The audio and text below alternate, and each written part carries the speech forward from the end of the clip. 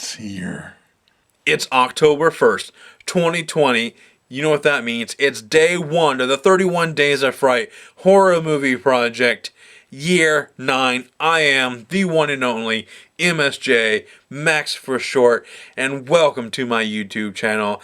I can't believe I've been doing this for 9 years to varying degrees of success of getting to the final day, 31 of October. If you don't know what I do, if you're new to this, is that I watch a different horror movie for each of the days in October.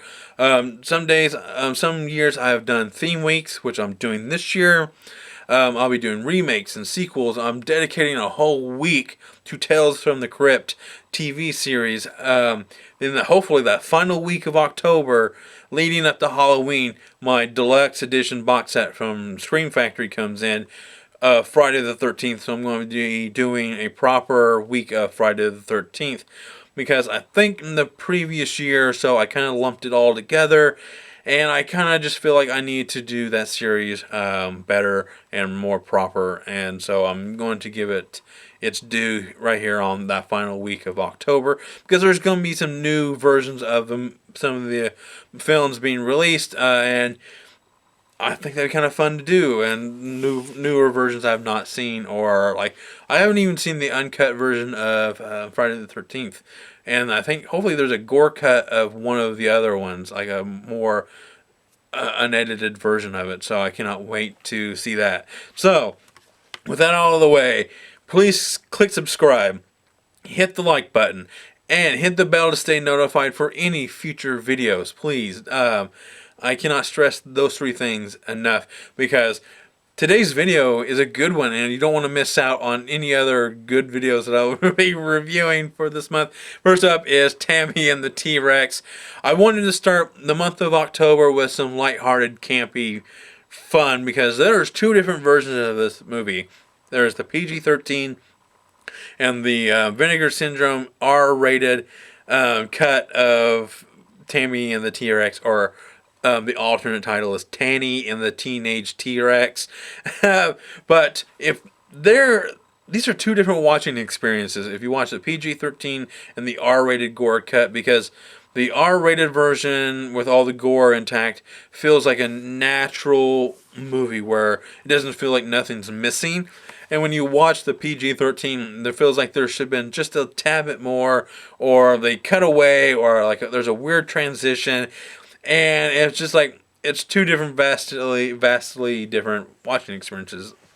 So I watched the gore cut for this today, and that's the one you should watch because it's a lot of fun. The gore is over the top. It's funny.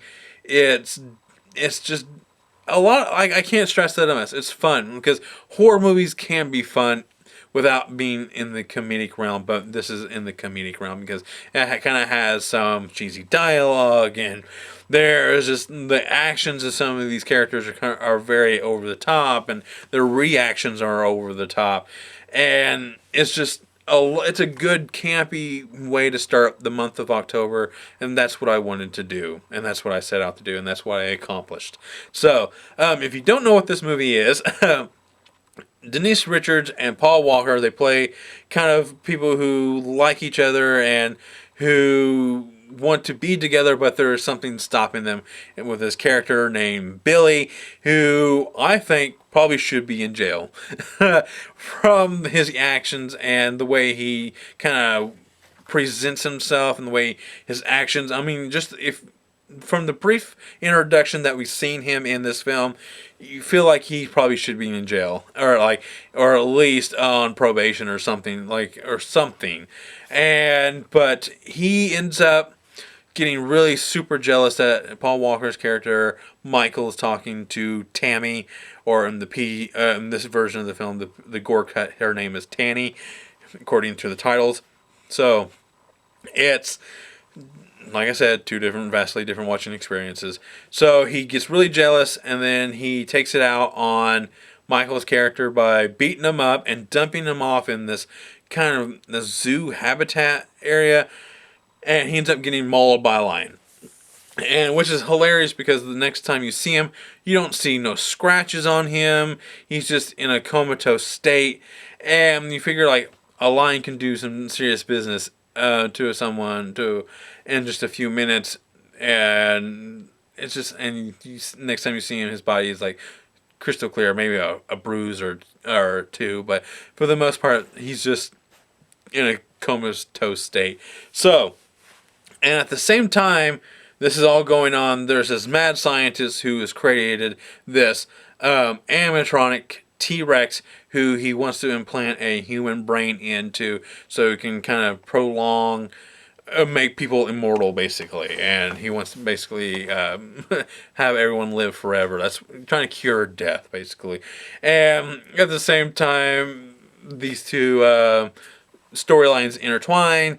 They end up stealing Paul Walker from the hospital in very dramatic, campy fashion, and they end up implanting his brain into this dinosaur's body, and from there, that's where this movie really truly shines, because when Paul Walker wakes up in this dinosaur's body and starts doing what a dinosaur does, is taking revenge on the people who have done him wrong, and by tearing people's heads off and ripping out their guts and stuff like that. But it's all campy.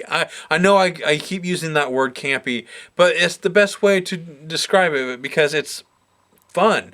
And horror movies can be fun. And this is a little bit more science fiction-ish because of like the whole technology, the brain aspect, but the horror aspect is a dinosaur running around killing people, and but it's most of it takes place during the day. All the gore is awesome. It's well done. The humor's there. It's just fun, and it's a good movie to start this month out with. I didn't want to go straight into a hardcore subject matter of whatever, what may be, but I just wanted to have some fun for the first few days of October. So, yeah, I highly recommend it. I do have a rating scale to kind of give you an idea of where I stand on these films I watched this month. One is your average run-of-the-mill horror film. Two is best watched with a group. Three is more than average horror, but adds nothing new to the horror genre. Four helps move the horror genre forward. And five being a horror classic.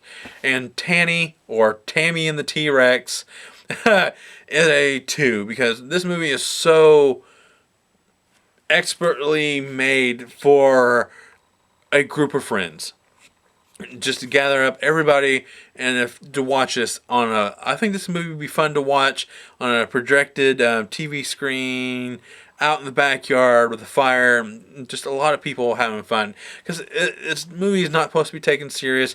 Denise Richards, there's a special feature on here where she actually is interviewed and she owns up to it, and I love it. I love that so much when an actor or actress or whatever takes ownership of a movie, of their earlier films. Like, some people just denounce that stuff right out, like, just no, that's not what I wanted to do. It was only for the paycheck and stuff like that. But she talked about it with love, and I love that. And I'm like, that makes me like her so much more. Like, I never really had a problem with Denise Richards. I think she's perfectly fine. Like, I have her in where it's called Starship Troopers, and I loved her in that movie. She's perfect for the roles that she plays, and she's perfect in this movie. Paul Walker's really good.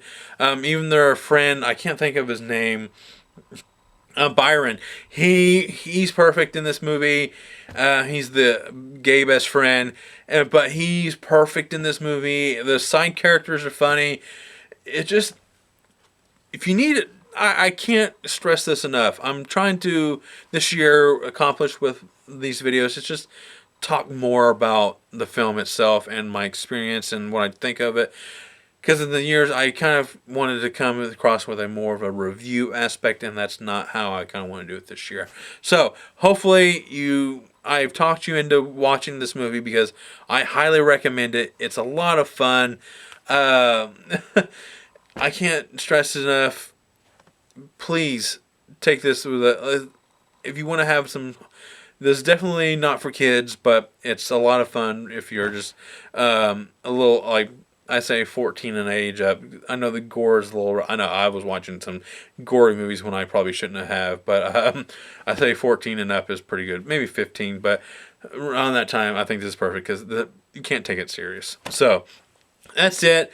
My name is the one and only MSJ, Max for short, and thank you for watching day 1 of the 31 Days of Fright, and I hope to see you on day 31.